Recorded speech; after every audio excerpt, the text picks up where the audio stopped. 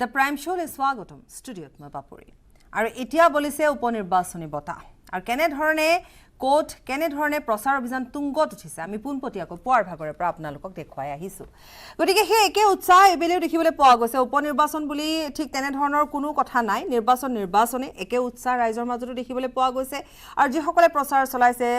মন্ত্ৰী হওক বিধায়ক হওক বা প্ৰাৰ্থীসকল হওক সকলোকে একে উৎসাহতে দেখিবলৈ পোৱা গৈছে সকলোবোৰ সামৰি আমি কথা পাতিম আমাৰ সৈতে আছে ৰঞ্জীৱ কুমাৰ শৰ্মা ডাঙৰীয়া বিজেপিৰ মুখপাত্ৰ আৰু এই মুহূৰ্তত কিন্তু আমি জ্যোতিপ্ৰসাদৰ ওচৰলৈ যাম জ্যোতিপ্ৰসাদ আছে মৰিয়নিত গতিকে তাত আজি কেনেকুৱা ধৰণৰ পৰিৱেশ আছিল সেয়া যিহেতু পুৱাৰ ভাগৰ পৰা আমি আপোনালোকক দেখুৱাই গৈছোঁ পোনপটীয়াকৈ গতিকে কি কৌশল থাকিব কি ইছ্যুজ থাকিব ৰাইজৰ মাজত কেনেকুৱা ধৰণৰ বতাহ বলিছে বিজেপিৰ বতাহ নে কেনেকুৱা ধৰণৰ বতাহ এই সকলোবোৰ আমি জানিম সেই সকলোবোৰ জানিবৰ বাবে জ্যোতি আছে আমাৰ সৈতে জ্যোতি আপোনাৰ ওচৰলৈ আহিছোঁ গ্ৰাউণ্ড ৰিপৰ্ট যিহেতু জ্যোতি আপুনি আমাক দি আছে পুৱাৰ ভাগৰে পৰা আপুনি আৰু গৌতম গতিকে এই মুহূৰ্তত আপোনাৰ ওচৰলৈ আহিছোঁ তাত যথেষ্ট দল সংগঠনৰ লোকো আছে তেওঁলোকৰ মনৰ ভাৱো আমি জানিব বিচাৰিম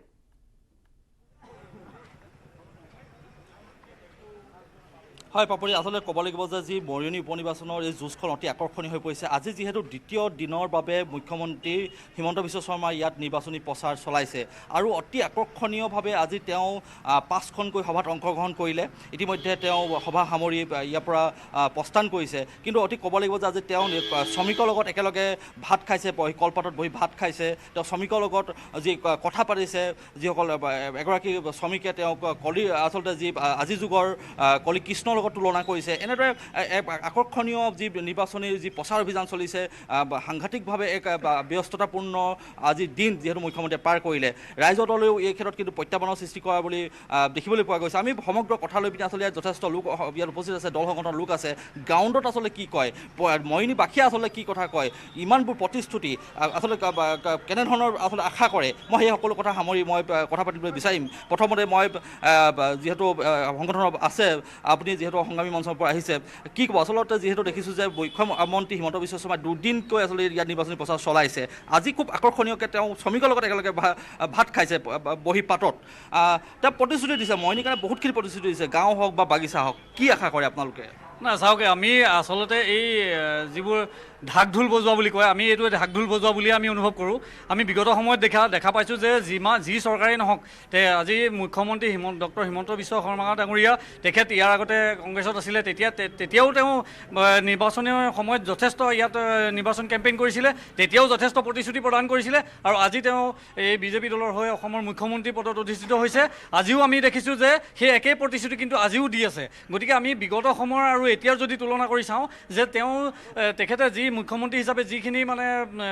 প্ৰতিশ্ৰুতি প্ৰদান কৰিছে সেই পূৰ্বৰ প্ৰতিশ্ৰুতি কিন্তু কোনোখিনি আমি প্ৰতিফলন হোৱা দেখা নাই গতিকে আজিৰ দিনত এটা কথা ক'ব লাগিব যে মূল্যবৃদ্ধি বৰ্তমান এটা ডাঙৰ মানে সমস্যা হৈছে মূল্যবৃদ্ধি সমস্যা যি সময়ত সাধাৰণ জনসাধাৰণে 1 লিটাৰ তেল কিনিবৰ কাৰণে 1 কেজি দাইল কিনিবৰ কাৰণে 1 কেজি আলু কিনিবৰ কাৰণে চিন্তাত পৰিবলগীয়া হৈছে তেনে অৱস্থাত কোটি কোটি টকাৰ যি আঁচনি তেওঁৰ মানে চমকপ্ৰদ সৃষ্টি কৰাৰ নিচিনা কথা ঘোষণা কৰিছে সেইটো কিন্তু আমি আমাৰ জনসাধাৰণে কেতিয়াও মনে নধৰে যে এইখিনি পূৰণ কৰিব নিশ্চয়কৈ আচলতে জনসাধাৰণে মনে নধৰে বুলি কৈছে যিহেতু যথেষ্ট প্ৰতিশ্ৰুতি দিছে কোটি টকা খৰচ কৰিছে চাহ বাগিচা ভোটাই যিহেতু মৰিয়নি সমষ্টিত নিৰ্ণায়ক ভূমিকা গ্ৰহণ কৰিছে মই চাহ বাগিচা লোকৰ লগত কথা পাতিম কি ক'ব যিহেতু দেখিছে যে ইয়াত সাংঘাতিক এক পৰিৱেশ নিৰ্বাচন উপনিৰ্বাচনৰ কি ক'ব আজি চাওক যিখন হিমন্ত বিশ্ব আপুনি নিজে ক'লে যে কলি কৃষ্ণ আজি কলি কৃষ্ণ নহয় যি কংসৰ ৰূপত যে আজি হিমন্ত বিশ্ব শৰ্মা আজি বালকক মাৰিব লৈছিলে সেই ৰূপত এইবাৰ ঋতিক কুৰ্মীক মাৰিব আৰু যেনেকুৱা ধৰণে আজি মৰিয়নি নগৰখন চাওক আজি 50,000 মানুহ আছে তা আজি মাটিৰ পতালৈকে পোৱা নাই আজি ঋতিক কুৰ্মী কংগ্ৰেছত থকা দিনলৈকে আজি একো উন্নতি কৰিব নোৱাৰিলে আজি সেই সময়লৈকে ছমাহৰ আগত যেতিয়া হিমন্ত বিশ্ব শৰ্মা গালি পাৰিছিল অৰ্থাৎ যদি তেওঁলোকে কি বিচাৰিছে সেয়া তেওঁলোকে পোনপটীয়াকৈ ক'বনে আমাক যে তেওঁলোকে আচলতে বিচাৰিছে কি তেওঁলোকৰ কি সমস্যা তেওঁলোকে সেই সমস্যাখিনিৰ ৰাস্তা কেনেকৈ বিচাৰি পাব কাৰ ওপৰত তেওঁলোকৰ ভৰসা কাৰ ওপৰত তেওঁলোকৰ আস্থা হয় নিশ্চয়কৈ বাবু সেই প্ৰশ্নখিনি তেওঁলোকক আচলতে আপোনালোকে কি বিচাৰিছে যিহেতু তেওঁলোকে প্ৰতিশ্ৰুতি দিছে কিন্তু আপোনালোকে প্ৰকৃততে এই চৰকাৰখনৰ বা নেতাসকলৰ বা যিসকল আপোনালোকৰ বিধায়ক হ'ব নেতা হ'ব কি বিচাৰে আপোনালোকে আজি চাওক তাহাঁতি প্ৰতিশ্ৰুতি বুলি কৈছে আজি তাৰিখত 351 টকা হাজিৰালৈকে বৃদ্ধি নকৰিলে আজি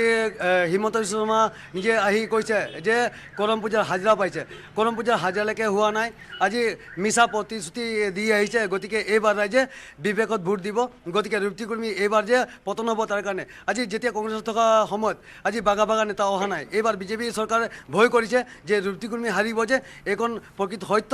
তাৰ কাৰণে আজি হিমন্ত আজি বাহৰ পাতি হিমন্তক গাল দিয়া সত্ত্বেও আজি হিমন্ত আহি তাৰ কাৰণে প্ৰচাৰ চলাবলগীয়া হৈছে নিশ্চয়কৈ আচলতে এনেদৰে তেওঁলোকে নিজৰ প্ৰতিক্ৰিয়া ব্যক্ত কৰিছে মই আৰু লোক আছে মই তেওঁলোকৰ পৰা জানিবলৈ চেষ্টা কৰিম মই আপোনাৰ যিহেতু যুৱ প্ৰজন্মৰ এগৰাকী লোক মই আপোনাৰ পৰা যিহেতু জানিবলৈ বিচাৰিম যি দেখিছে নিৰ্বাচনী প্ৰেক্ষাপটটো আপুনি দেখিছে ৰাইজলৈ প্ৰচাৰ চলাইছে বিজেপিয়ে সৰ্বোচ্চ উজাৰি কষ্ট কৰিছে কি ক'ব এই মুহূৰ্তত আচলতে আপোনালোকে বিচাৰে কি আমি এটা মৰিয়নি সমষ্টিত এটা মানে যিটো পৰিয়ালকেন্দ্ৰিক ৰাজনীতি হৈ আছিলে এইটোৰ পৰা পৰিত্ৰাণ পাব বিচাৰোঁ এইটো কাৰণে যে ৰূপজ্যোতি কুৰ্মীয়ে মৰিয়নি সমষ্টিটো তেওঁ প্ৰত্যেক সম্পত্তিৰ গতে ব্যৱহাৰ কৰিলে কোনো কাম তেওঁ কৰিব নোৱাৰিলে আৰু সেয়ে তেওঁ যে এতিয়া বিজেপিলৈ গৈ পেলাই কিবা পৰিৱৰ্তন কৰিব পাৰিব এইটো কোনো ধৰণৰ এইটো এটা মিছা প্ৰতিশ্ৰুতি আমি দেখিছোঁ বিজেপি চৰকাৰ অনাগত যিখিনি প্ৰতিশ্ৰুতি দি পেলাই তেওঁলোকে ইলেকশ্যনৰ যিটো এজেণ্ডা আছিলে তেওঁলোকে সম্পূৰ্ণ এইটো এটা সম্পূৰ্ণ বিপৰীত তেওঁলোকে কাম কৰিছে তেওঁলোকে কৈছিলে 8 দিন আহিব এতিয়া সকলোতকৈ বেয়া দিন এই বিজেপি চৰকাৰ দিনতে আহিছে যিহেতু এটা কংগ্ৰেছৰ দুৰ্গ আছিল বুলি ক'ব পাৰি ৰূপজ্যোতি কুৰ্মী হিচাপে তেওঁলোকে জিকাইছিল নে তেওঁলোকে এটা দলৰ প্ৰাৰ্থী হিচাপে জিকাইছিল নে তেওঁলোকৰ আচলতে কি সেই সময়ছোৱাত ভাৱধাৰা আছিল য'ত আজি ৰূপজ্যোতি কুৰ্মীয়ে বিজেপিত যোগদান কৰাৰ লগে লগে তেওঁলোকে কৈছে যে বিজেপিয়ে মাথো প্ৰতিশ্ৰুতিহে দিয়ে পালন নকৰে সেইবাবে ৰূপজ্যোতি কুৰ্মীয়ে এইবেলি মুখ ঠেকেচা খাব গতিকে সেই সময়ছোৱাত ভোট দিয়াৰ ক্ষেত্ৰত কাৰণ পুনৰ কৈছোঁ যে এটা সময়ত যিহেতু কংগ্ৰেছৰ দুৰ্গ আছিল গতিকে আজি ৰূপজ্যোতি কুৰ্মী বিজেপি যোগদান কৰাৰ লগে লগে ৰূপজ্যোতি কুৰ্মী হাৰি যাব নেকি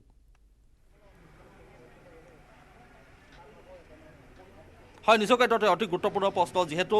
মই আপোনাৰ কাষলৈ আহিছোঁ যিহেতু ৰূপজ্যোতি কুৰ্মীক আপোনালোকে এটা সময়ত সমৰ্থন কৰিছিলে বা তেওঁলোকক ভোট দিছিলে এটা প্ৰশ্ন উঠিছে যে ৰূপজ্যোতি কুৰ্মী বিজেপিলৈ অহাৰ লগে লগে তেওঁ আচলতে মুখ ঠেকেচা খোৱাৰ দৰে যি পৰিৱেশৰ সৃষ্টি হৈছে আপোনালোকে কৈছে কিয় এনেকুৱা এটা পৰিৱেশ সৃষ্টি হৈছে যোৱাবাৰ আমি দিছিলোঁ তেখেতক বিৰোধীৰ কাৰণে তেখেতে বিৰোধ কৰিছিলে তেখেতে গোটেই সমাজৰ মাজত বিৰোধ কৰিছোঁ বুলি কোৱাৰ কাৰণে আমি বিকল্প হিচাপে তেখেতকে ভোট দিছিলোঁ আৰু তেখেতলোকক আমি সহায় কৰিছিলোঁ কিন্তু এতিয়া তেখেতে 4 মাহৰ পিছতে তেখেতে পাল্টি গুচি গৈ সমৰ্থন কৰোঁ বুলি কৈছে কি বুলি বিশ্বাস কৰিম 2 দিনৰ আগত কোৱা কথাষাৰি পিছবেলালৈ এটা ওলটাষাৰ মেলি তেখেতে কোনো পৰ্যায়ে তাৰমানে ৰাইজৰ সপক্ষে কাম কৰা নাই তেখেতে অকল নিজৰ ব্যক্তিগত স্বাৰ্থৰ কাৰণে কৰিছে আজি মুখ্যমন্ত্ৰী মহোদয় আহিছে মৰিয়নি অঞ্চলৰ হাতী উপদ্ৰৱ পৰা আদি কৰি চাব পাৰে আপুনি এইবাৰ খেতি হোৱা নাই বিশেষকৈ গোটেই খৰাং বতৰ সেই আমাৰ কৃষি মন্ত্ৰী ইয়াত আহি গোটেই দপদপাই গৈছে গোটেই দিছপুৰ আহি মিনি দিছপুৰ হৈছে কিন্তু এজনী মন্ত্ৰীয়ে গৈ সেই অঞ্চলত পৰিদৰ্শন নকৰিলে যে সেই মানুহখিনি কেনেকৈ ক্ষতিপূৰণ দিওঁ সেইটো কিন্তু তাৰ পলকে নকৰিলে আপুনি চাওক গোটেই দিছৈ ভেলী গোটেই বনাঞ্চলসমূহ নগা অগ্ৰাখনৰ সময়ত নগাই গুলিয়াইছিলে তাত কেম্প পাতিছিলে কিন্তু এজনো মিনিষ্টাৰ নাহিলে সেই পৰিদৰ্শন কৰিবলৈ কিয় নাহিলে আজি কিয় আহিব নিশ্চয়কৈ মই আৰু আছে ব্যক্তি মই আপোনাৰ পৰা জানিব বিচাৰিম আচলতে ৰূপজ্যোতি কুৰ্মী এতিয়া বিজেপিলৈ যোৱাৰ লগে লগে বহু লোকে কৈছে যে মুখ ঠেকেচা খোৱা কি ক'ব আপুনি চাওক বৰ্তমান সময়ত মৰিয়নি সমষ্টিৰ ৰাইজে সিদ্ধান্ত লৈ পেলাইছে ৰূপজ্যোতি কুৰ্মীক বিপুল ভোটত জয়যুক্ত কৰিব চাওক কেন্দ্ৰীয় চৰকাৰৰ যিবিলাক আঁচনি ৰাজ্য চৰকাৰৰ যিবিলাক আঁচনি এই আঁচনিবিলাক ৰাইজে যিবিলাক সা সুবিধা পাইছে সেই সা সুবিধাবিলাক পোৱাৰ বাবে ৰাইজে বৰ্তমান সময়ত সিদ্ধান্ত লৈয়ে পেলাইছে যে 30,000 ভোটত ৰূপজ্যোতি কুৰ্মীক জয়যুক্ত কৰিব এইটো কথা কিন্তু কথাটো শুনক যে বহুতে বহু কথা ক'ব কিন্তু প্ৰকৃত জনসাধাৰণে কি ভূমিকা লৈছে প্ৰকৃত জনসাধাৰণে কি সিদ্ধান্ত লৈছে এইটোৱে মেইন কথা জনসাধাৰণে সিদ্ধান্ত ল'লে আপোনালোকে চাওক আজিৰ পৰা আমাৰ 8 তাৰিখৰ পৰা আমাৰ যিমানখিনি সভা হৈছে সভাতটো বিপুল ৰাইজ ইমানেই ৰাইজ আহিছে আমি এইটোৱে ক'ব বিচাৰিছোঁ যে আজি আমাৰ সৰ্বসাধাৰণৰ লগত সদায় একেলগতে থাকি ভাল পোৱা আমাৰ মাননীয় মুখ্যমন্ত্ৰী হিমন্ত বিশ্ব শৰ্মা ডাঙৰীয়াই আপুনি দেখিছে যে তেওঁ সৰ্বসাধাৰণ ৰাইজৰ লগত থাকে সৰ্বসাধাৰণভাৱে থাকে আজি মাটিত বহি তেওঁ ভাত খাইছে গতিকে ৰাইজে আশ্বস্ত হৈছে যে বিজেপিৰ লগত যদি তেওঁ যিখিনি কথা ক'লে আপুনি সেইখিনি কথাকে অন্য ওচৰলৈ দল সংগঠনৰ ওচৰত লৈ যাব পাৰিব যে আজি মুখ্যমন্ত্ৰীগৰাকীয়ে মাটিত বহি ৰাইজৰ সৈতে তেওঁ দুপৰীয়াৰ আহাৰ গ্ৰহণ কৰিছে তেওঁ কলপাতত আহাৰ গ্ৰহণ কৰিছে গতিকে এয়া তেওঁ যিখিনি কথা কৈছিল যে তেওঁ আচলতে এনেধৰণে খায় তেওঁ সমজুৱাকৈ বা ৰাইজৰ মাজত থাকি পাই খাই ভাল পায় কিন্তু হয়তো এনেকুৱা হ'ব পাৰে নেকি যে বিৰোধীয়ে এয়া মুখ্যমন্ত্ৰীগৰাকীয়ে মাথো এক আকৰ্ষণৰ সৃষ্টি কৰা বুলিহে অভিযোগ আনিব পাৰে নেকি বা তেনেধৰণেহে ভাবিছে নেকি যিটো তাত থকা কিন্তু তেওঁৰ সন্মুখত বহা ৰাইজে কিন্তু তেনেধৰণে ভবা নাই তেওঁলোকে ভাবিছে যে ৰাজ্যৰ মুখ্যমন্ত্ৰীগৰাকীয়ে আমাৰ সৈতে একেলগে মাছে ভাতে খালে এয়া মুখ্যমন্ত্ৰীগৰাকীৰ ষ্ট্ৰেটেজি নেকি, আকৰ্ষণ নেকি, এনেধৰণে ভাবিছে নেকি বাৰু? সেইটো এটা গুৰুত্বপূৰ্ণ হয়। নিশ্চয়কৈ মই সেই প্ৰশ্নটো মই যুৱ প্ৰজন্মৰ এজন যুৱক আছে তেওঁলৈ লৈ যাব বিচাৰিম। যিহেতু আজি মুখ্যমন্ত্ৰীয়ে নিজে সেই ইয়াত আহি শ্ৰমিকৰ লগত ভাত খাইছে, তেওঁলোকে নিশ্চয়কৈ গৌৰৱ অনুভৱ কৰিছে যে এজন মুখ্যমন্ত্ৰীয়ে আজি সেই শ্ৰমিকসকলৰ লগত ভাত খাইছে। তোমালোকে কি দৃষ্টিৰে চাইছা, তোমালোকে যুৱ প্ৰজন্মৰ ওলাইছে কি দৃষ্টিৰে এই গোটেই পৰিৱেশটো চাইছা? তেওঁলোকে নিৰ্বাচনৰ সময়ত দেখা দিয়ে প্ৰথম কথা। দ্বিতীয় কথা, বৰ্তমান যুৱ প্ৰজন্মই মূল্যবোধৰ ৰাজনীতি বিচাৰে। বৰ্তমান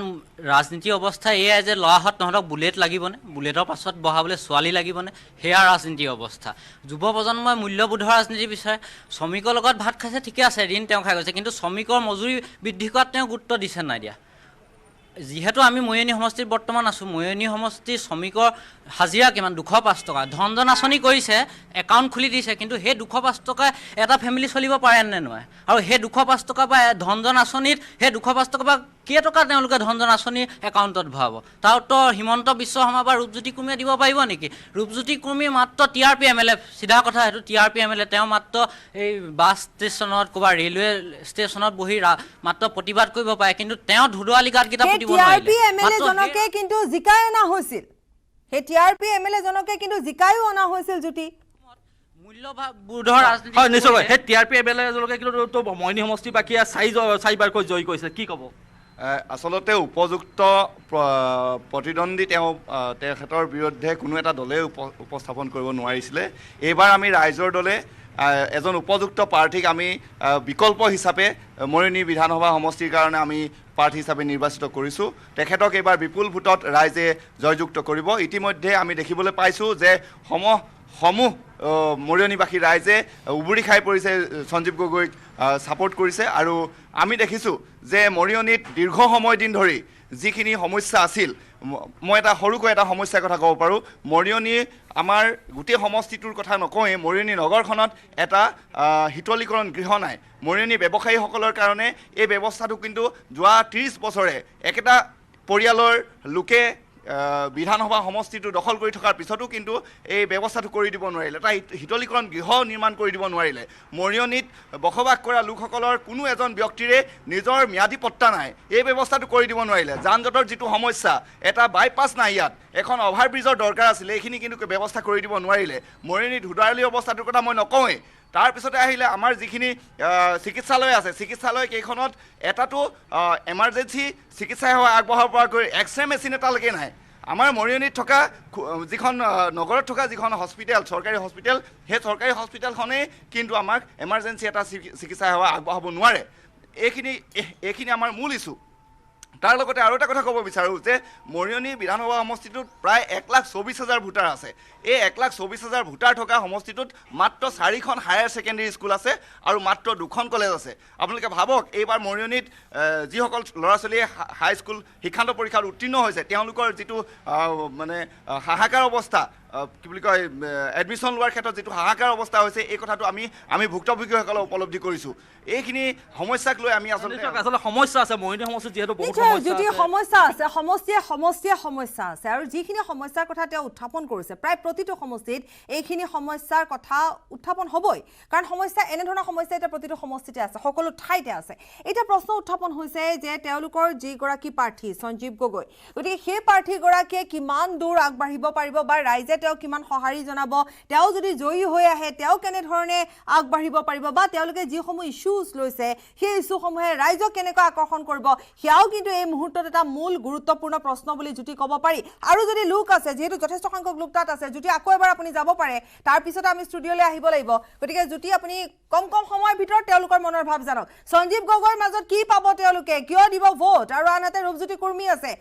শক্তিশালী প্ৰাৰ্থী বুলি ক'ব পাৰি, গতিকে কি বিচাৰিছে তেওঁলোকে? নিশ্চয়কৈ সেইটো এটা গুৰুত্বপূৰ্ণ কথা, এটা প্ৰশ্ন উত্থাপন হৈছে যে যিহেতু সঞ্জীৱ গগৈক আপোনালোকে থিয় কৰাইছে, সঞ্জীৱ গগৈয়ে আচলতে এই যিখিনি প্ৰতিশ্ৰুতি সেইখিনি কেনেদৰে পালন কৰিব? যিহেতু শক্তিশালী প্ৰাৰ্থী, তেওঁ যিহেতু 4বাৰকৈ বিধায়ক, তেওঁ যিহেতু নিজা পৰিকল্পনা আছে, তেওঁ যিহেতু চৰকাৰৰ লগত থাকিব, এজন বিধায়ক হৈ নিৰ্দলীয় এগৰাকী বিধায়ক হৈ কেনেদৰে সেইসমূহ ৰাইজৰ সমস্যাখিনি সমাধান কৰিব, আপোনালোকে কেনেদৰে সেইখিনি মোকাবিলা কৰিব? এইটো আটাইতকৈ সহজ কথা। কেলৈ কৈছোঁ শুনক, ৰূপজ্যোতি কুৰ্মী ইমান বছৰ থাকিলে, তেওঁ ইয়াৰ যিখিনি সমস্যা লৈ তেওঁ প্ৰতিবাদ কৰিলে, কিন্তু বিধানসভাত তেওঁ উত্থাপন নকৰিলে। আমাৰ প্ৰথম কথাটো হ'ব, আমাৰ যিখিনি সমস্যা আছে বিধানসভা মজিয়ালৈ লৈ যাম, তাক বিধানসভালৈ উত্থাপন কৰিম, তাৰ মাজেৰে আমাৰ ইয়ালৈ পুঁজি সংগ্ৰহ কৰিম। যি ধৰণে অখিল গগৈয়ে শিৱসাগৰৰ কাৰণে বিধানসভাৰ মজিয়াত কৈ তেওঁ আজি বহুত কোটি টকা তেওঁলোকে শিৱসাগৰলৈ লৈ আহিছে, ঠিক তেনেধৰণে আমি ইয়ালৈ সেই প্ৰজেক্টখিনি উত্থাপন কৰি আমাৰ ইয়াত উন্নতি কৰাৰ যিখিনি আমাৰ অসুবিধা আছে সেই অসুবিধাখিনি দূৰ কৰিবলৈ আমি চেষ্টা কৰিম। আজি আৰু এটা কথা মই ইয়াৰ মাজত সোমাই দিছোঁ, এই কথাটো আপোনাৰ প্ৰশ্নৰ বাহিৰত আহিছে। কথাটো হ'ল, আজি তেওঁলোকৰ ইয়ালৈ চমুকে কৈছে চিফ মিনিষ্টাৰ আহিছে। প্ৰথমে তেওঁলোকে টি ষ্টেটখিনি বন্ধ কৰি দিছে আৰু তাৰ শ্ৰমিকসকলক লৈ আহিছে। আজি এজন শ্ৰমিকেও এই মেছেজটো আমাক দিছে, পাইছোঁ সেইটো কথা, মানে নিউজত পাইছোঁ, এটা ৰিপৰ্টাৰ সামনে কি আছিলে তাত পাইছোঁ যে তেওঁ শ্ৰমিকজনে আমালৈ মেছেজটো এনেকুৱা ধৰণে পঠিয়াইছে নিউজৰ মতে যে আজিৰ দিনটো কিয় বন্ধ কৰিব লাগে, আমাৰ এই পইচাটো হিমন্ত বিশ্ব শৰ্মাই আমাক দিব নেকি, আজি কাম বন্ধ কৰাইছে। আৰু তেওঁলোকে এই গাড়ীখিনি নি পেলাই ইমান টকা অজস্ৰ টকা খৰচ কৰিছে। আজি ৰাইজলৈতো তেনেকুৱা খৰচ কৰা নাই, অজস্ৰ টকা খৰচ কৰা নাই। আজি উপনিৰ্বাচনত যদি তুমি ইমান বছৰে ভাল কাম কৰিছিলা, ভাল কাম কৰি কিয় তুমি ইমান টকা খৰচ কৰিবলগীয়া হৈছে? ভাল কাম কৰিলে জাষ্ট কোৱা, মই যদি ভাল কাম কৰিছোঁ মোক ভোট দিয়া, নহ'বা তই মোক কেঞ্চেল কৰা। তুমি ভাল কাম নকৰাৰ কাৰণে ইমান টকা খৰচ কৰিব, ইমান লাখ লাখ টকা, আজি ইমান সভাকাৰী ইমান টকা কিয় খৰচ, কোটি কোটি টকা খৰচ কৰিবলগীয়া হৈছে? সেই টকাখিনি যদি এটলিষ্ট আমাৰ ৰাইজৰ ভাল কাম কৰিলে আজি ইবোৰত খৰচ কৰিব লাগে। আপোনালোকৰ যিহেতু প্ৰাৰ্থীগৰাকীয়ে কেনেদৰে আচলতে এই সমস্যাখিনি সমাধান কৰিব, যিটো ৰাইজে যিটো ভুগি আছে, উন্নয়ন বিচাৰি আছে, কেনেদৰে কৰিব? আপোনালোকে কি প্ৰতিশ্ৰুতি দিব? আমি আজি এইটোৱে প্ৰতিশ্ৰুতি দিছোঁ যে আমাৰ যিমান সমস্যা আছে বিধানসভাৰ মাজত উত্থাপন কৰি তাৰ স্কিমখিনি লৈ আহিম আৰু এই স্কিমখিনি আমি ৰাইজৰ ডেভেলপমেণ্ট কৰিম। এইটো সেইটো গুৰুত্বপূৰ্ণ কথা। মই আৰু আছে মই আপোনালোকৰ পৰাও জানিব বিচাৰিম, আচলতে এগৰাকী যিহেতু ৰাইজৰ দলে কৈছে যে তেওঁলোকে বিধানসভাত উত্থাপন কৰি সমস্যাখিনি সমাধান কৰিব, কি আশা কৰে আপোনালোকে? ৰাইজৰ দলে কেনেকৈ কৰিব? চৰকাৰ যিহেতু বিজেপি চৰকাৰ আছে, আৰু যি হ'ব ইয়াত যিজন জিকিব, ওপৰৰ পৰা তললৈ চব বিজেপি আছে, চেণ্ট্ৰেলতো বিজেপি, অসমতো বিজেপি। ইয়াত যিজন কেণ্ডিডেট জিকিব বিজেপি হয়, তেওঁৰ কাৰণে সুবিধা হ'ব গোটেই কামখিনি আনিবৰ কাৰণে। ৰাইজৰ দলে এতিয়া যদি তাত ইয়াত জিকেও কি ভূমিকা ল'ব, তাত চিঞৰিতে টাইম যাবগৈ। কিন্তু ইয়াত যিজন কেণ্ডিডেট যদি নিজৰ দলৰ হয়, জিকাৰ লগে লগে বহুত যথেষ্টখিনি কাম হোৱাৰ সম্ভাৱনা আছে। যিহেতু ৰূপজ্যোতি কুৰ্মী জইন কৰাৰ মুহূৰ্তত, জইন কৰাৰ লগে লগে আজি আপোনালোকে এটা বিশ্বাস কৰে যে বিজেপি আপোনালোকৰ পাৰ্টীগৰাকীয়ে উন্নয়নৰ ধাৰা আনিব, কিন্তু বিৰোধীগৰাকীয়ে নোৱাৰিব। মই আৰু এজন আছে স্থানীয় ব্যক্তি, তেওঁৰ পৰা জানিব, কি ক'ব আপোনালোকে, কি ভাবে যে পাৰিবনে সঞ্জীৱ গগৈ বা ৰাইজৰ দলৰ প্ৰাৰ্থীগৰাকীয়ে মইনী যি আশা আছে, সপোন আছে, পূৰ্ণ কৰিব? নাই, যিটো সপোন আছে, ক'বলৈ গ'লে এটা কথা কওঁ যে তেখেতে সপোনবিলাক পূৰ্ণ কৰিবনে নকৰে সেইটো কথালৈ নাযাওঁ, কিন্তু এটা কথা কি যে ৰূপজ্যোতি কুৰ্মীয়ে কৰিব নোৱাৰে। কিয়নো যিহেতু বিগত 15 বছৰ তেখেতে যেতিয়া কাৰ্যকাল কৰি আছিলে তেতিয়াও কংগ্ৰেছৰ চৰকাৰ আছিলে, কিন্তু কংগ্ৰেছৰ চৰকাৰ থাকোঁতে তেখেতে কি কৰিলে? বৰ্তমান কংগ্ৰেছ চৰকাৰ নাই, কিন্তু কংগ্ৰেছ চৰকাৰ থাকোঁতে তেখেতে কি কৰিলে? তেখেতে তেতিয়া একো উন্নতি কৰিব নোৱাৰিলে। আৰু এতিয়া লাষ্টতো কি কৰিছে তেখেতে? দল বাগৰি পিনি যিটো ৰাইজৰ বিশ্বাস তেওঁলোকে প্ৰাৰ্থী পৰিৱৰ্তন বিচাৰিছে নেকি? অৰ্থাৎ আমি যে কওঁ যে এতিয়া এটা পৰিৱৰ্তন লাগে, তেওঁলোকে সেইটোৱে ক'ব বিচাৰিছে নেকি যে ৰূপজ্যোতি কুৰ্মীক লৈ ৰাইজ যিহেতু ইমান বছৰ ধৰি ৰূপজ্যোতি কুৰ্মীক তেওঁলোকে দেখিয়ে আহিছে, তেওঁলোকে বিধায়ক হিচাপে, গতিকে এইবেলি তেওঁলোকে এটা পৰিৱৰ্তন বিচাৰিছে, এনেকুৱা ধৰণৰ কথা এটা থুৰতে তেওঁলোকে ক'ব বিচাৰিছে নেকি? জ্যোতি, এখন বেলেগ নতুন মুখ তেওঁলোকে চাব বিচাৰিছে। আচলতে যিহেতু ইয়াত ৰূপজ্যোতি কুৰ্মী চাৰিবাৰকৈ হয় হয় যিহেতু চাৰিবাৰকৈ তেওঁ বিধায়ক, সেই সূত্ৰে আচলতে আপোনালোকে, মই এটা কথা কৈছোঁ, আপোনালোকে আচলতে এজন নতুন বিধায়ক পাব বিচাৰিছে নেকি? এই মইনী সমষ্টিত যিহেতু চাৰিবাৰকৈ তেওঁ ৰূপজ্যোতি কুৰ্মী শাসন কৰিলে, আচলতে নতুনৰ সোৱাদ ল'ব বিচাৰিছে নেকি এবাৰ? হয়, এবাৰ আমি এটা নতুনৰ সোৱাদ ল'ব বিচাৰিছোঁ, কাৰণ ৰূপজ্যোতি কুৰ্মীৰ প্ৰয়াত মাতৃয়ে শাসন কৰিলে 3টা টাৰ্ম, তেখেতে শাসন কৰিলে 2006 চনৰ পৰা 2021 চনলৈকে কৰিলে। আমি এই মৰিয়নি সমষ্টিবাসী ৰাইজে এটা বিচাৰিছোঁ যে এই পৰিয়ালকেন্দ্ৰিক একঘেমীয়া ৰাজনীতিটো মৰিয়নিৰ পৰা অন্ত পৰক, আৰু আমি এজন নতুন বিধায়ক মৰিয়নিৰ পৰা আমি বিচাৰিছোঁ। আৰু আমি এইটো বিচাৰিম যে এই ৰূপজ্যোতি কুৰ্মীয়ে বিগত সময়ছোৱাত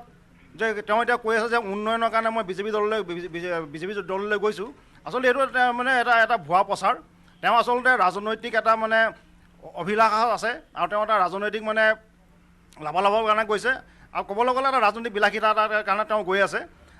আমি মৰিয়নি সমষ্টিবাসী ৰাইজে এটা কথা আমি স্পষ্টকৈ কৰি দিছোঁ, কাৰণ তেওঁ 2021 সাধাৰণ নিৰ্বাচনত বিজয়ী হোৱাৰ পাছৰ 1 মাহ নহওঁতে তেওঁ পদত্যাগ কৰিলে বিধায়ক পদটো। তাৰমানে তেওঁ আচলতে বিধায়ক হৈ থাকিবলৈ মন নাই মৰিয়নি সমষ্টিৰ কাৰণে, তেওঁ নিজৰ ইচ্ছা ব্যক্ত কৰি তথাপিতো তেওঁ মানে আকৌ পুনৰবাৰ উপ নিৰ্বাচন অনুষ্ঠিত কৰাইছে চৰকাৰখনে ইমানেই তেওঁলোকৰ মানে প্ৰয়োজন হৈ গ'ল যে ৰূপজ্যোতি কুৰ্মীক যে তেওঁক উপ নিৰ্বাচন কৰাই পেলাই আকৌ চৰকাৰলৈ লৈ যাব বিচাৰিছে সাধাৰণ লোক আছে মই আপোনাক সুধিছোঁ যে আপোনালোকে এখন নতুন মুখ বিচাৰিছে নেকি মই নহয় স্পষ্ট কথা এটা কওঁ ৰূপজ্যোতি কুৰ্মী আজি যিমান বছৰ আজি ৰাজত্ব কৰিলে মৰিয়নি সমষ্টিৰ কাৰণে একো কাম কৰা নাই প্ৰথম কথা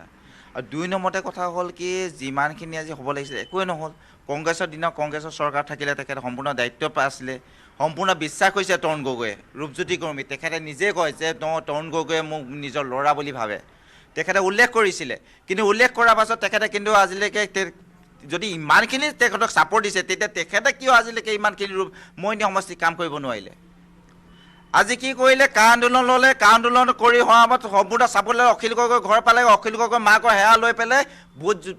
জিকি লৈ পেলাই মানে সেয়া লৈ পেলাই ভোট জিকিলে নিজৰ আসন কাটি দখল কৰিলে মানে সেইটো এটা নিজৰ এটা মানে মনৰ ফূৰ্তি পালন কৰিলে মানে যে মই ৰজা কিন্তু ৰাইজৰ কাৰণে কি কৰিলে প্ৰথম কথা ৰাইজৰ কাৰণে কি কৰিলে আজি আপুনি চাওক বেছি দূৰলৈ আপুনি যাব নালাগে আপুনি চৈকতা টি ষ্টেটৰ যিখন ফেক্টৰী আছে চৈকতা টি ষ্টেটৰ মই কালিও উল্লেখ কৰিছোঁ একেটা কথাই আজিও কৈছোঁ আপোনালোকৰ আগত চৈকতা টি ষ্টেটৰ যিটো ফেক্টৰী আছে ফেক্টৰী আপোনাৰ যিটো আপোনাৰ ঢেকেজি যোৱা যিটো পথ আজি পৰ্যন্ত হোৱা নাই কিয় হোৱা নাই দলংখন হ'বলৈ আজি 20 বছৰ লাগে নেকি এখন দলং সামান্য পুল এটা বনাবৰ কাৰণে 20 বছৰ লাগে নেকি সেইটোতো কেতিয়াও নালাগে এটা পুল বনাব খুব বেছি আপোনাৰ মাত্ৰ 5 বছৰ লাগে মই মানি ল'লোঁ 5 বছৰ লাগে 20 বছৰতো নালাগে কংগ্ৰেছৰ চৰকাৰ সময়ত তেখেতে কি কৰিলে সেইটো বাদেই দিয়ক তাতকৈ বেলেগ আৰু কথা ক'ম যে যিমানখিনি আগুৱাই ঘৰ বনাইছিলে আগুৱাই ঘৰ কেলেংকাৰী আপোনাৰ যিমান আপোনাৰ এই ৰাস্তাবোৰ যি পঞ্চায়তৰ যিমানখিনি সকলোতে কেলেংকাৰী খালি তেখেতে কি কৰে যেতিয়া ধৰা পৰে আহি পেলাই ৰাস্তা পদূলি ইয়াত প্ৰতিবাদ কৰে আমাৰ লগত আমি দল সংগঠনৰ ল'ৰা হয় আমাৰ লগত সমানে প্ৰতিবাদ কৰে মানে তেখেতক কি নিজৰ চেকাটো বাচিবৰ কাৰণে ইয়াত প্ৰতিবাদ কৰিবলৈ আহে নাই 10বাৰ প্ৰমাণ হৈ গ'ল 10বাৰ প্ৰমাণ হৈছে যে তেখেতে নিজৰ গা বাচিবৰ আৰু লোক আছে আমাৰ হাততো সময় কম আছে যদি আৰু তাত কিছু সংখ্যক লোক আছে হয়তো তেওঁলোকে ক'ব বিচাৰিব কম সময়ৰ ভিতৰত আমি লওঁ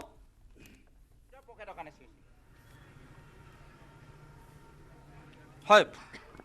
যদি মই এইখিনি কথা মই আপোনালোকলৈও মই যদি নিওঁ কি ক'ব আচলতে এই মুহূৰ্তত আপোনালোকে চাওক দেই তেখেতে এষাৰ কথা ক'লে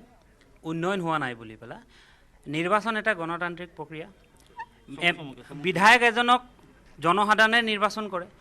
তেখেতে 4বাৰকৈ জিকি আহিছে 4বাৰকৈ কোনে দিছে এইটোতো চাউথৰ চিনেমা নহয় ব্লেড বক্সটো উঠাই আনি পেলাই থাপ্পা লগাই দিলে তেওঁক জিকাই দিলে বুলি পেলাই তেখেতে নিশ্চয় 4বাৰকৈ উন্নতি কৰিছে বুলিহে ৰাইজে তেখেতক ভোট দি পেলাই নিশ্চয় আমি বিচাৰি আছোঁ সেইটোৱে লাগে যাব পুনৰবাৰ আপোনালোকে যাব ইয়াত যুৱতী দেখিছোঁ তোমাৰ পৰা জানিবলৈ বিচাৰিছোঁ কি ক'বা আচলতে তোমালোকে কি বিচাৰা এইবাৰ আচলতে আমি পৰিৱৰ্তন বিচাৰো নহয় আচলতে ৰূপান্তৰহে বিচাৰোঁ পৰিৱৰ্তনহে হ'ল তেওঁ মানে ইমানেই অনৈতিক মানে মানুহজন 9 দিন গা নাই ধোৱা 8 দিন গা নাই ধোৱা অমুক কৰিছোঁ আমি কৈছোঁ কি কথাবিলাক কৈ থাকে এজন বিধায়কৰ সেইবিলাক কথা নেকি হা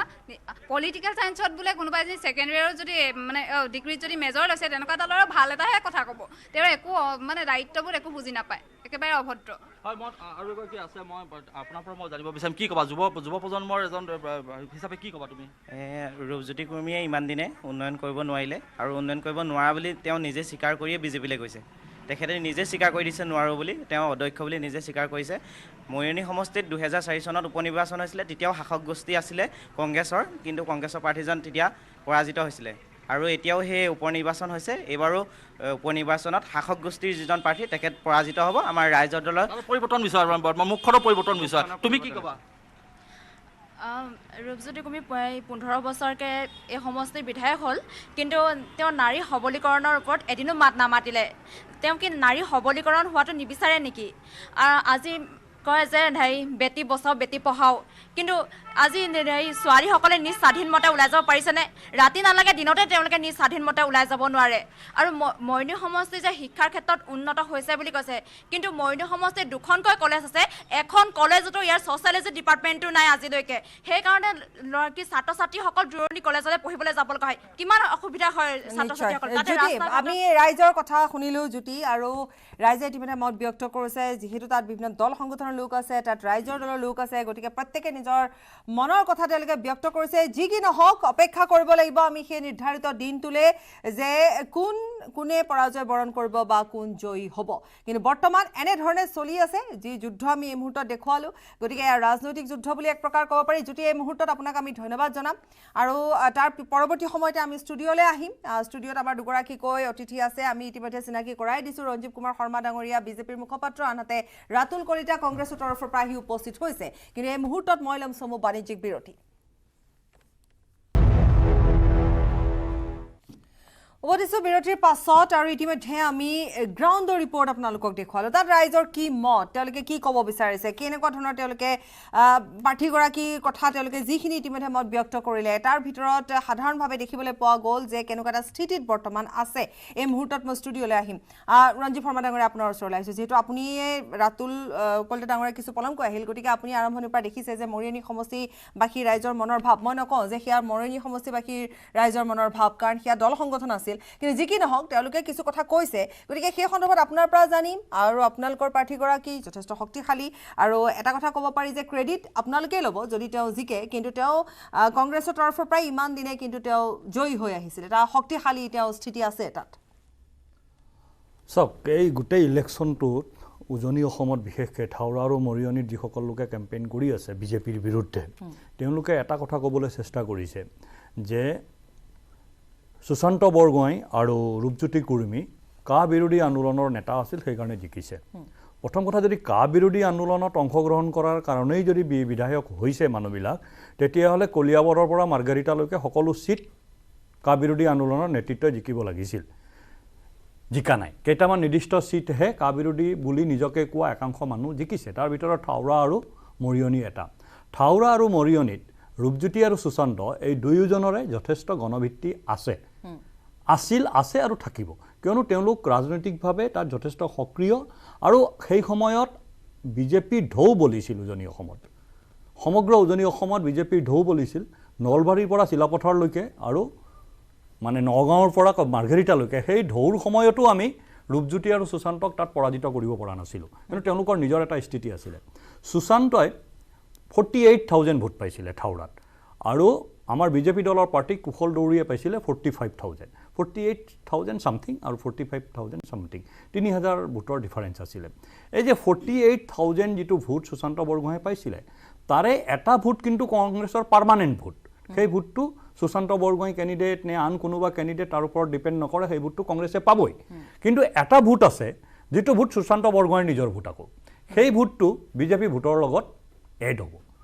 আৰু সেই সুশান্ত বৰগোহাঁই নিজা যিটো ভোট আছে সেই ভোটটো অতি কমেও 20,000 পৰা 25,000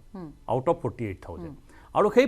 25,000 প্লাছ 45,000 মই 45,000টো এইকাৰণে চিয়'ৰ বুলি কৈছোঁ যে আমাৰ যিজন পূৰ্বৰ কেণ্ডিডেট আছিল প্ৰাক্তন বিধায়ক কুশল দুৱৰী আৰু সুশান্ত বৰগোহাঁই জইণ্টলি ইলেকশ্যন কেম্পেইন কৰি আছে দুজনৰ মাজত কোনো সংঘাত নাই আৰু মানে যৌথ নেতৃত্বত কামটো হৈ আছে কাৰণে সেই ভোটটো আমাৰ চিয়'ৰ গতিকে সেইকাৰণে আমি বাৰ বাৰ কৈ আছোঁ মুখ্যমন্ত্ৰীয়ে সেই কথাটো কৈছে সুশান্ত বৰগোহাঁইও নিজেও কৈছে আমাৰ প্ৰাক্তন বিধায়ক কুশল দুৱৰীয়েও কৈছে ময়ো আজি ষ্টুডিঅ'ত কওঁ যে থাউৰাত আমি মিনিমাম 20,000 পৰা 25,000 ভোটৰ মাৰ্জিনত জিকিম ৰাইজৰ দলে যিটো হুলস্থুল কৰি আছে যে তেওঁলোক তাৰ মূল শক্তি ৰাইজৰ দল তৃতীয় স্থানৰ কাৰণে যুঁজ কৰি আছে কংগ্ৰেছৰ লগত থাউৰাত এতিয়া আহোঁ আমি মৰিয়নিৰ ক্ষেত্ৰত যদি মৰিয়নিত আপুনি চাই মৰিয়নিত যিটো ভোটৰ পেটাৰ্ণ আছে ভোটৰ পেটাৰ্ণে ৰূপজ্যোতি কুৰ্মীৰ ফেভাৰত আছে যিটো ভোটৰ প্ৰত্যেকটো সমষ্টিৰ নিজৰ এটা চৰিত্ৰ থাকে আৰু চৰিত্ৰ অনুসৰি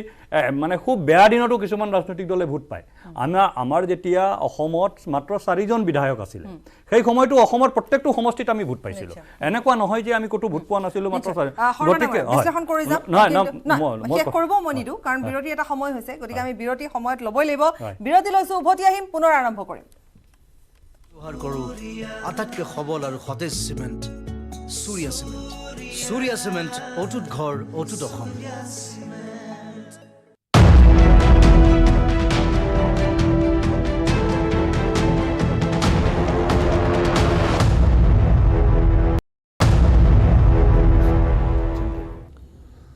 স্বাগতম বিৰতিৰ পাছত ৰঞ্জীৱ শৰ্মা ডাঙৰীয়াৰ কথা আধৰুৱা হৈ ৰৈছে কিন্তু তাৰ মাজতে মই গৌতমৰ ওচৰলৈ যাবই লাগিব কাৰণ গৌতম যিহেতু মৰিয়নিত আছে পুৱাৰ ভাগৰ পৰা বাতৰি সংগ্ৰহ কৰিছে যি এখন ছবি বৰ্তমান স্পষ্ট ৰূপত আহিছে সেয়া গৌতমেহে আমাক ক'ব পাৰিব গৌতম আপোনাৰ ওচৰলৈ আহিছোঁ আপোনাৰ পৰা জানিম হয় হয় নিশ্চয়কৈ পাপৰি চাওক যিহেতু মুখ্যমন্ত্ৰী ডক্টৰ হিমন্ত বিশ্ব শৰ্মাই যিটো ষ্ট্ৰেটেজি লৈছে মৰিয়নীত আমি দেখিছোঁ যে দুটাকৈ দিনত কেইবাখনো ঠাইত নিৰ্বাচনী প্ৰচাৰ সভা চলাইছে আৰু মৰিয়নীবাসী ৰাইজক তেখেতে বুজাইছে যে এইটো উপ নিৰ্বাচন সাধাৰণ নিৰ্বাচনৰ লগত ইয়াত পাৰ্থক্য আছে যে ইয়াত MLA যাকে নিৰ্বাচন কৰা নহওক কিন্তু চৰকাৰ সলনি নহয় তেখেতে ৰাইজক কৈছে যে কেন্দ্ৰত বিজেপি চৰকাৰ আছে আৰু ৰাজ্যতো বিজেপি চৰকাৰ আছে যদি উন্নয়ন বিচাৰে আৰু ৰূপজ্যোতি কুৰ্মী বিৰোধীত থাকি উন্নয়ন কৰিব নোৱাৰাৰ বাবে বিজেপিত যোগদান কৰিছে আৰু তেওঁ প্ৰকাৰান্তৰে এই কথা ৰাইজক বুজাব বিচাৰিছে যে যদি মৰিয়নী সমষ্টিত উন্নয়ন বিচাৰে তেনেহ'লে পদুম ফুলত ভোট দিব লাগে তেখেতে কৈছে যে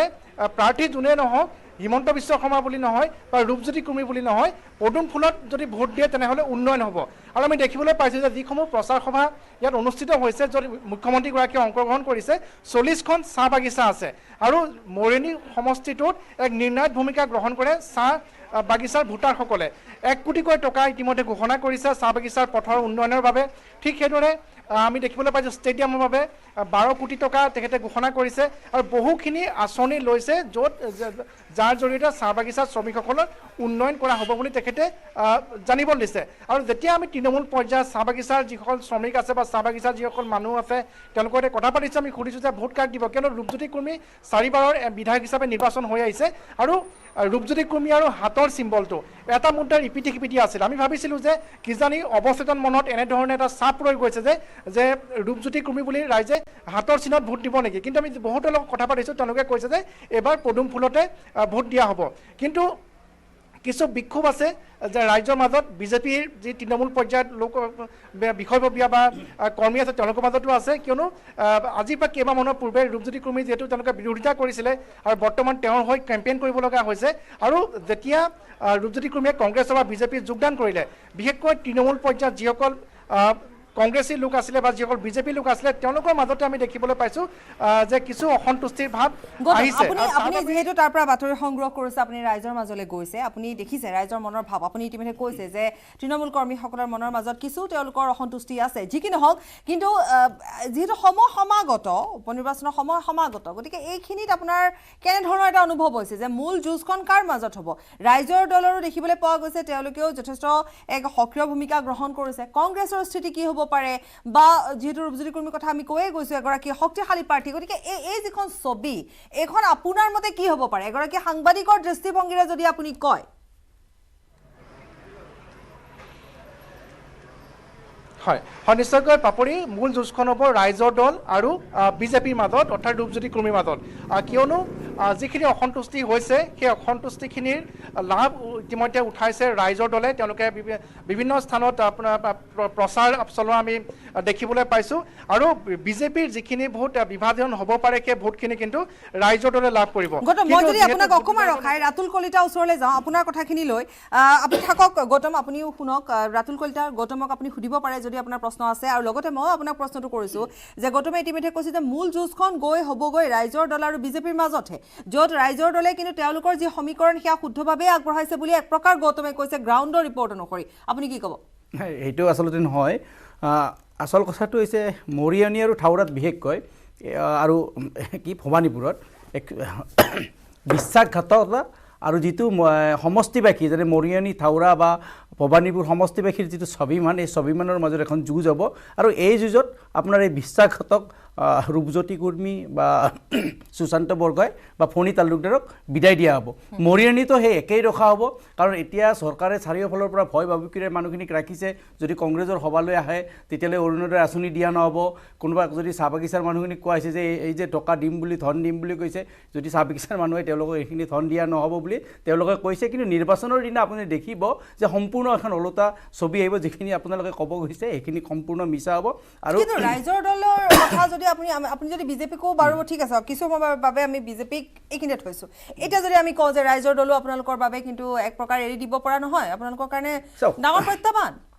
নিৰ্বাচনত যেতিয়া ৰাইজৰ দলেও অৱতীৰ্ণ হৈছে যে তেখেতসকলো শক্তিশালী ৰূপেৰে তেখেতসকল আহিছে কিন্তু তেখেতসকল সম্পূৰ্ণ নতুন যিহেতু মৰিয়নীত তেখেতসকলৰ গণভিত্তি বা তেখেতৰ যিটো আচলতে সাংগঠনিক যিটো ভেটি সেই ভেটি এতিয়ালৈকে নাই তেখেতসকলে মানুহৰ মাজলৈ গৈছে ঠিকে আছে কিন্তু সাংগঠনিক ভেটি তাতে কংগ্ৰেছৰে আটাইতকৈ বেছি শক্তিশালী ৰূপত আছে আজিৰ ডেটত আৰু সেইকাৰণে আপোনাক কৈছোঁ কংগ্ৰেছ দলে তাতে বিজয় মানে শেষ বিজয়ৰ হাঁহি মাৰিব আৰু সেইটো সত্য কথা হ'ব আৰু এটা কথা চাব এই মানুহখিনি যে এইখিনি ধৰক আজি হিমন্ত বিশ্ব শৰ্মা ডাঙৰীয়াই 5বাৰ কৈ গৈছে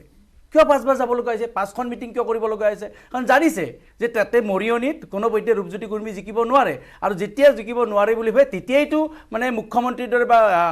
মানে যিখিনি নিজকে শক্তিশালী নেতা বুলি কয় সেই নেতাসকল তেতিয়া সমষ্টিত যাবলগীয়া হৈছে আজি হিমন্ত বিশ্ব শৰ্মা ডাঙৰীয়াই পাতত ভাত খাইছে তেওঁ ভাত খাইছে নহয় তেওঁ খাবলৈ বাধ্য হৈছে কাৰণ ইমান দিনে যে এচি ৰুমত বহি খাই আছিল তেওঁ গম পাইছে যে এতিয়া এচি ৰুমত থাকিলে নহব মৰিয়নিৰ মাজত মানে আপোনালোকলে ভয় কৰিছে আপোনালোকলে ভয় কৰি তেওঁ 100% মানে নহয় আমাক নহয় ৰাইজক ভয় কৰিছে কাৰণ জানিছে যে মৰিয়নিবাসী ৰাইজে বা থাউৰাবাসী ৰাইজে ৰাইজক আকৰ্ষণ বা আকৃষ্ট কৰিবৰ বাবে ভয় কৰিছে ভয়ৰ কাৰণে তেওঁলোকে মাটিত নামিবলগীয়া হৈছে কি ক'ব গৌতম আছে আমাৰ সৈতে এক চাও মই এই গোটেই কথাটো মই এগিলাস পানী আনিবলৈ কম পানী এগিলাস তেখেতক আনি দিয়ক মই গোটেই বিষয়টোত মানে মুখ্যমন্ত্ৰীয়ে কলকাতাত ভাত খাইছে বা এই বিষয়টোত মই কোনো ধৰণৰ উত্তৰ নিদিওঁ কিয় এইকাৰণে নিদিওঁ আপোনাৰ ৰিপৰ্টাৰজনে গ্ৰাউণ্ডত কৈয়ে দিছে যে ৰাইজৰ দলৰ সৈতে দ্বিতীয় বা তৃতীয় স্থানৰ কাৰণে কংগ্ৰেছে যুঁজ কৰি আছে ঠিক আছে উজনি অসমত থাউৰা আৰু মৰিয়নিত দ্বিতীয় আৰু তৃতীয় স্থানৰ কাৰণে ইলেকশ্যন হৈ আছে প্ৰথম স্থানত বিজেপি থাকিব নামনি অসমত ভবানীপুৰ তামুলপুৰ আৰু গোসাইগাঁও এই তিনিটা সমষ্টিত মানে ভবানীপুৰ আৰু গোসাইগাঁৱত UDFৰ সৈতে কংগ্ৰেছে যুঁজি আছে দ্বিতীয় বা আৰু তৃতীয় স্থানৰ কাৰণে গতিকে কতো প্ৰতিদ্বন্দ্বিতাই নাই আৰু এইটো কথা ঠিক যে ৰাইজে বুজি পাইছে এই ইলেকশ্যন চৰকাৰ বনাবৰ কাৰণে নহয় এই ইলেকশ্যনটো পাৰ্টিকুলাৰ সমষ্টিকেইটাৰ উন্নয়নটোক আগবঢ়াই নিবৰ কাৰণে এই ইলেকশ্যনত বা এই MLA জন জিকিলে হাৰিলে তাৰ ওপৰত চৰকাৰৰ স্থায়িত্ব কোনো প্ৰভাৱ নপৰে গতিকে ৰাইজে স্পষ্টকৈ জানে এই কথাখিনি আপুনি কিছু সময় পূৰ্বে আপুনি কৈছে যে গতিকে ৰাইজে কাক ভোট দিব লাগে জানে বুজাবলৈ চেষ্টা কৰিছে তাৰমানে কি হৈছে ধৰি লওক ৰাইজৰ মাজত সেই কথাটো সেই কনচেপ্টটো ক্লিয়াৰ কৰিব লাগিব গতিকে তাৰ বাবে কাৰণ আজি গৌতম দেখিবলৈ পোৱা গ'ল আৰু এটা কথা পাপৰি যে কংগ্ৰেছৰ মানুহজনে কৈছে যে মুখ্যমন্ত্ৰী 5বাৰ গৈছে চাওক ভাৰতীয় জনতা পাৰ্টি এনেকুৱা এটা ৰাজনৈতিক দল গোটেই ভাৰতবৰ্ষৰ প্ৰেক্ষাপটত আপুনি চাই যিকোনো নিৰ্বাচন সেয়া মিউনিচিপালিটি ইলেকশ্যন হওক পঞ্চায়তৰ ইলেকশ্যন হওক এছেম্বলিৰ ইলেকশ্যন হওক পাৰ্লিয়ামেণ্টাৰী ইলেকশ্যন হওক আমি একেধৰণেৰে নিৰ্বাচনী এটা সৰু উদাহৰণ দিওঁ এবাৰ গৌতমৰ ওচৰলৈ যাম অনুষ্ঠানৰ অন্তলৈকে কিন্তু গৌতম যাবগৈ লাগিব গতিকে গৌতমৰ ওচৰলৈ মই এবাৰ যাম তাৰপিছত বিৰতি ল'ম গৌতম যিহেতু আপুনি কৈছে যে মুখ্যমন্ত্ৰীগৰাকীয়ে আনকি এনেধৰণেও সোধা আমি দেখিছোঁ যে আপোনালোকে ৰূপজ্যোতি কুৰ্মীক ভোট দিব আপোনালোকে হাতত দিব নে আপোনালোকে পদুম ফুলত দিব অৰ্থাৎ মুখ্যমন্ত্ৰীগৰাকীয়ে বহি লৈ এনেধৰণে প্ৰচাৰ চলাইছে যাতে ৰাইজে বুজি পায় কথাখিনি কনচেপ্ট যাতে ক্লিয়াৰ হয় যাতে ৰূপজ্যোতি কুৰ্মী বুলি পেলাই ৰাইজে ভোটটো কংগ্ৰেছক দি নিদিয়ে এনেধৰণৰ কিছু কথাও এটা ষ্ট্ৰেটেজি দেখিবলৈ পোৱা গ'ল নিখুঁতভাৱে আৰম্ভ কৰা যেন দেখিবলৈ পোৱা গৈছে হয় হয় নিশ্চয়কৈ পাপৰি সেই কথাটো হৈছে কিয়নো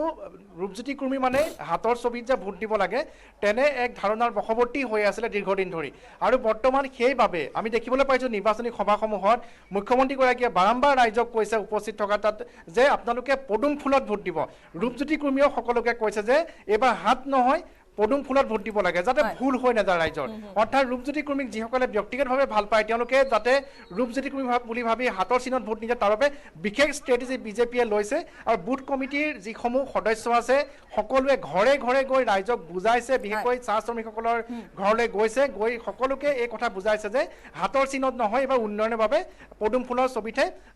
ভোট দিব লাগে আৰু পাপৰি আমি দেখিবলৈ পাইছোঁ যে এই নিৰ্বাচনী সভাসমূহত ৰূপজ্যোতি কুৰ্মীয়ে নিজৰ হৈ যেতিয়া প্ৰচাৰ চলাই কৈছে যে মই 52বাৰ টেষ্ট দিছোঁ ঠিক সেইদৰে মই ইমান কেইঘৰ মানুহৰ যেতিয়া অন্তিম সৎকাৰ কৰিবলৈ যায় তেনেহ'লে কান্ধত মই মৃতদেহ লৈ গৈছোঁ কিন্তু ৰূপজ্যোতি কুৰ্মী এনেধৰণে ক'ব পৰা নাই যে মৰিয়নিত মই ইমান কিলোমিটাৰ ৰাস্তা বনালোঁ ইমানখন মই স্কুলৰ কাৰণে উন্নয়নৰ কাম কৰিলোঁ এনেধৰণৰ এটচেট্ৰা উন্নয়নমূলক কাম কৰিলোঁ সেইটো নহয় মানুহৰ ব্যক্তিগতভাৱে তেওঁ কিমান সহায় কৰিছে থানাৰ পৰা কোন মানুহক উলিয়াই দিয়ে যে থানাত যদি কিবা কেছ এটা ৰেজিষ্টাৰ হয় MLA-জনক ফোন কৰে তেনেধৰণৰ কথা কৈহে কিন্তু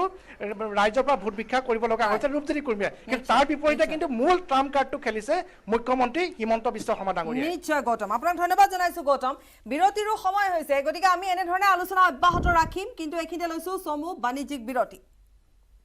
মই ব্যৱহাৰ কৰোঁ আটাইতকৈ সবল আৰু সতেজ চিমেণ্ট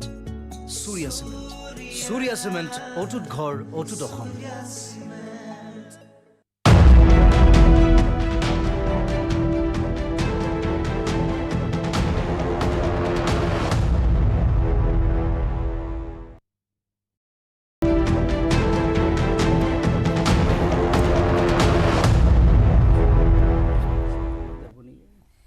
উভতি আহিছোঁ বিৰতিৰ পাছত এই মুহূৰ্তত সংযুক্ত হৈছে কমল কুমাৰ মেধি ডাঙৰীয়া আপুনিও আমাৰ সৈতে সংযুক্ত হৈছে নিৰ্বাচনৰ বতৰ উপনিৰ্বাচনৰ বতৰ পুনৰ কৈছোঁ উপনিৰ্বাচনৰ বতৰ গতিকে বতাহ কোনফালে বলিছে সেয়া আমি দেখিবলৈ পাইছোঁ কি ক'ব আপুনি আপোনাৰ মনৰ ভাৱ কওক আমাৰ সৈতে ৰঞ্জীৱ শৰ্মা ডাঙৰীয়াও আছে ৰঞ্জীৱ কুমাৰ শৰ্মা ডাঙৰীয়া আছে ৰাতুল কলিতাও আছে ষ্টুডিঅ'ত কি আলোচনা হৈছে মই শুনিবলৈ পোৱা নাই কাৰণ মই অলপ এইমাত্ৰহে সংযোজিত হৈছোঁ এটা কথা খাটাং যে ৰূপজ্যোতি কুৰ্মী ডাঙৰীয়া বা বিজেপি দলে প্ৰথমতে যিধৰণে ভাবিছিলে যে ৰূপজ্যোতি কুৰ্মী ইয়াত অপ্ৰতিদ্বন্দ্বী এই কথাটো কিন্তু সত্য নহয় মই কেইদিনমান থাউৰা সমষ্টিত থাকিলোঁ আৰু ইয়াত আজি 5-6 দিনমান ধৰি মই ইয়াত মৰিয়নি সমষ্টিত আছোঁ মই মেল মিটিং কৰি আছোঁ ৰাইজৰ লগত কথা পাতি আছোঁ প্ৰত্যক্ষভাৱে মানুহবিলাকৰ লগত যেতিয়া কথা পাতি আছোঁ বাগানত গাঁৱত সকলোতে চহৰত দেখিছোঁ যে মৰিয়নি সমষ্টিত ৰূপজ্যোতি কুৰ্মী কেতিয়াও অপ্ৰতিদ্বন্দ্বী নহয় তেওঁৰ সন্মুখত বহুত প্ৰত্যাহ্বান আছে আৰু এই প্ৰত্যাহ্বানৰ কথা ৰূপজ্যোতি কুৰ্মী নিজে ভালধৰণে বুজি পাইছে প্ৰত্যাহ্বান ৰাইজৰ দল আৰু সেইকাৰণে মুখ্যমন্ত্ৰী ডাঙৰীয়ায়ো বাৰে বাৰে আহিব লগা হৈছে নানান প্ৰলোভন দিবলগীয়া হৈছে প্ৰতিশ্ৰুতি দিবলগীয়া হৈছে কংগ্ৰেছৰ কোনো স্থিতি নাথাকিবগৈ নেকি ৰাইজৰ দল আৰু বিজেপিৰ মাজতহে মূল যুঁজখন হ'ব নেকি নে বিজেপি একেবাৰে নষ্টাতে হৈ যাব নে কি ক'ব আপুনি সেই সন্দৰ্ভত মই এটা কথা আপোনাক ক'ব পাৰোঁ থাউৰা আৰু মৰিয়নিত কংগ্ৰেছ সঁচা সঁচিকে নিশ্চিন্ন হোৱাৰ পথত কাৰণ দুইটা সমষ্টিতে যি দুগৰাকী প্ৰাৰ্থী দিছে এই প্ৰাৰ্থী দুগৰাকীক কংগ্ৰেছী মানুহেও তেওঁলোকক গ্ৰহণ কৰা নাই সাধাৰণ মানুহেতো গ্ৰহণ কৰা নাই আৰু সাংগঠনিকভাৱে কংগ্ৰেছৰ স্থিতি এতিয়া মুঠেই শক্তিশালী নহয় কমলদা ক'ব লাগিব কমলদা এইটো অলপ ভুল ক'লে নেকি আপুনি কংগ্ৰেছৰ কিন্তু এতিয়ালৈকে ভেটি কিন্তু মজবুত হৈ আছে মৰিয়নি আৰু থাউৰাত আপুনি ভালকৈ এইটো লক্ষ্য কৰা নাই কাৰণ আপুনি হয়তো অকল মানে এটা কথা কওকচোন আণ্ডাৰষ্টেণ্ডিং হৈছে নেকি থাউৰা মৰিয়নি কংগ্ৰেছে আপোনালোকক এৰি দিছে নেকি নাই থাউৰা মৰিয়নিত কংগ্ৰেছৰ লগত আণ্ডাৰষ্টেণ্ডিং হৈছে নেকি এইটো কওক আৰু ইফালে ভৱানীপুৰ গোসাইগাঁও আপোনালোকে অলপ কংগ্ৰেছক এৰি দিছে তেনেকুৱা হৈছে নেকি আপুনি হা কমল নাই ৰঞ্জীৱ শৰ্মা ডাঙৰীয়া আপুনি বহুত বেছি জনা মানুহ গতিকে আপোনাক আপুনি জনা নজনালৈ কথা নালাও এটা সাৰ্টিফিকেটৰ কথা নাই আমি খুব সততাৰে যুঁজ দিছো সবে সততাৰে যুঁজ দি আছে সবে কেৱল ৰাইজৰ দলৰে সততা আছে এনেকুৱা নহয় আমি খুব সকলো মানুহে খত আপুনি কিয় ভাবি লৈছে যে অকল আপুনি আমাৰ হাতত ৰিসোৰ্স বহুত কম নাই সততাৰে যুঁজ দিয়া নাই সততাৰে সবে যুঁজ দিছে না আপুনি কিয় ভাবি লৈছে যে ৰাইজৰ দলে খত আৰু সব অখত পৃথিৱীত ৰাইজৰ দলে খত নেকি না ৰাইজৰ দলে খত নেকি আৰু সব অখত সততাৰে ইলেকশ্যন খেলা নাই ৰাইজৰ দলে খত আৰু সব অখত আমাৰটো ক'ব পাৰো আমি সততাৰে বেলেগক কি অখত বুলি কৈছে তেতিয়া হলে না বেলেগক অখত বুলি ক'বলৈ কোন আপুনি নাই একো হেৰুৱা নাই ৰিজাল্টৰ দিনা গম পাব কোন কোট আছে কমল মেধি কোন কোট আছে ৰিজাল্টৰ দিনা গম পাব বেছি টেনচন ল'ব নালাগে আপুনি কষ্ট কৰিছে ধন্যবাদ দিছো ৰাজনৈতিক কৰ্মী হিচাপে কিন্তু ৰিজাল্টৰ দিনা গম পাব কংগ্ৰেছক আপোনালোকে নাইকিয়া কৰি দিছে থাউৰা আৰু মৰিয়নিত মই ভাল পাইছো কিন্তু মূল কথা হ'ল যে আপোনালোকৰো কোনো স্থিতি নাই আৰু ৰাইজৰ দলৰ যুঁজ আমাৰ মজিয়াতে হ'ল ৰাতুল কলিতা আপুনি কিছু অসুস্থ কিন্তু তথাপিতো মই আপোনাক কওঁ যে যি স্থিতিৰ কথা বাৰম্বাৰ কৈ থকা হৈছে সততাৰে কথা যিটো কৈছে আটাইতকৈ ডাঙৰ কথা এটা ক'ব লাগিব আটাইতকৈ ডাঙৰ কথা এটা কথা সততাৰে যুঁজ দিয়া বুলি ক'লে কিন্তু বিজেপি নহয় কাৰণ আপোনালোকে গম পায়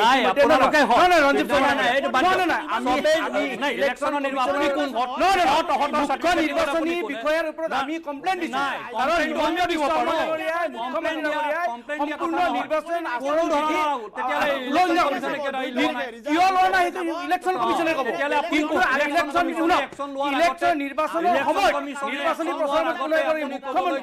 আঁচনি গ্ৰহণ কৰিব নোৱাৰে আঁচনি ঘোষণা কৰিব নোৱাৰে কিন্তু তেখেতে আঁচনি কেনেকে ঘোষণা নিৰ্বাচনত কংগ্ৰেছে দেখিছো নহয় কংগ্ৰেছে কি কৰিছে কংগ্ৰেছে এইবিলাক নৈতিকতাৰ শিক্ষা নিদিব কংগ্ৰেছে নৈতিকতাৰ শিক্ষা নিদিব কংগ্ৰেছে নৈতিকতাৰ শিক্ষা নিদিব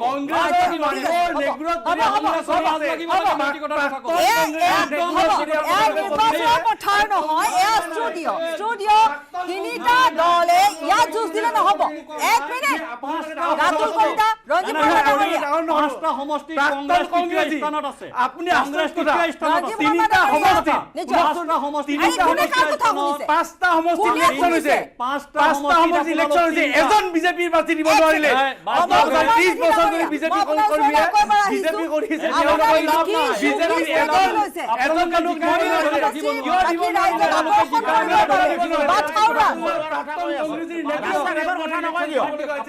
ৰাস্তা-ঘাটৰ অৱস্থা কি মানুহৰ অৰ্থনৈতিক অৱস্থা কি বাগানবিলাকৰ অৱস্থা কি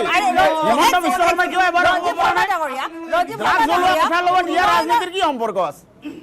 কি কওক আকৌ এবাৰ কওক মেধি ডাঙৰীয়া নাই শুনা আকৌ এবাৰ কওক ইমান হুলস্থুল ক'ৰ পৰা শুনিবা আপুনি কওক